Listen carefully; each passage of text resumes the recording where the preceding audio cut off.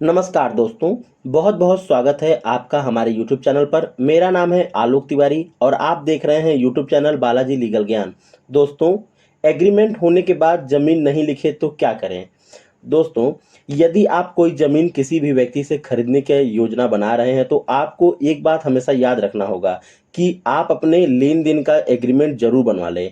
आज हम लोग बात करेंगे यदि एग्रीमेंट में किया गया इकरारनामा या एग्रीमेंट में जो बातें आपने किया है, जो आपने शर्त रखा है, अगर उस पर ज़मीन बेचने वाला खरा नहीं उतरता है तो आपका जो कानूनी अधिकार है वह क्या है?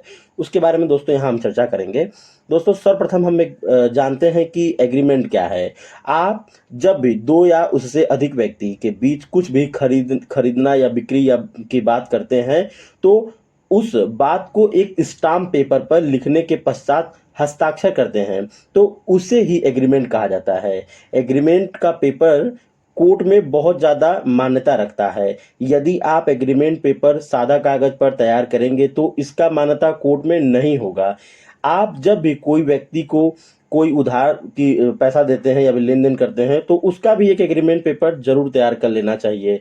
एग्रीमेंट पेपर आप खुद से भी तैयार कर सकते हैं। आपको वकील का कोई मतलब इसमें अगर आप चाहते हैं तो वकील की आवश्यकता भी ले सकते हैं। अगर आप वकील से भी उसको लिखवा सकते हैं और अपने से भी एक पेपर पे आप लिख सकते हैं, उसको ऐसा भी आप करा सकते हैं।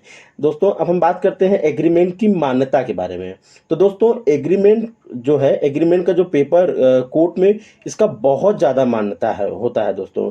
जैसा कि हमने ऊपर अभी चर्चा किया था, एग्रीमेंट पेपर में आज भी बात उसमें जो एग्रीमेंट पे जो आप इम्पोर्टेंट चीज़ें, जो भी आप शर्त लिखेंगे, जो भी बातों को आप लिखेंगे, यदि सामने वाला वह उस बात पर नहीं खड़ा उतरता है या फिर उस बात को नहीं मानता है, तो आप कोर्ट में एग्रीमेंट पेपर को चुनौती भी दे सकते हैं।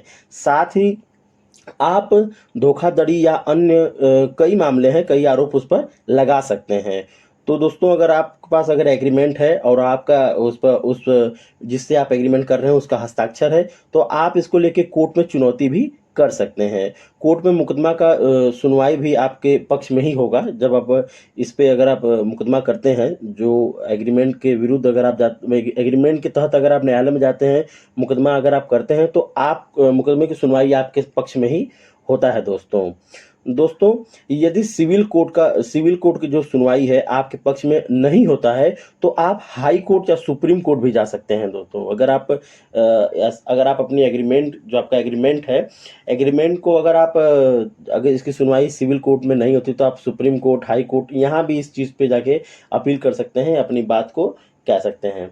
दोस्तों, हमें उम्मीद है आपको यह समझ में आ गया होगा, एग्रीमेंट के बारे में आपको जानकारी प्राप्त होगी और यह भी पता चल गया होगा दोस्तों आपको कि एग्रीमेंट की कितनी आवश्यकता है। अगर आप किसी के पैसे की लेन-देन करते हैं, ज़मीन किसी का ले रहे हैं या फिर कोई भी अन्य कार्य कर रहे हैं, तो अगर आप एग्रीमेंट करवा लेते हैं एक, जैसे रेंट एग्रीमेंट। दोस्तों, अगर आप किसी को मकान, घर अगर ये सब भी देते हैं, तो उसमें भी दोस्तों अभी प्रेज़ेंट टाइम में जिस प्रकार का माहौल चल रहा है, समय चल रहा है, तो आपको एक एग्रीमेंट की बहुत ज़्यादा आवश्यकता है, एग्रीमेंट बनवा लेना चाहिए।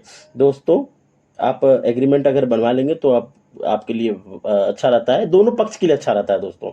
एक पक्ष के लिए, दोनों पक्ष के लिए अच्छा होता है ये। अगर आपको यह वीडियो अच्छा लगा तो इसे लाइक कीजिए, अपने दोस्तों के साथ शेयर कीजिए और अगर आपने अब तक हमारे चैनल को सब्सक्राइब नहीं किया है तो चैनल को सब्सक्राइब करें ताकि इस तरह के नए-नए वीडियो रोज़ाना सबसे पहले आपको प्राप्त होते रहे। धन्यवाद।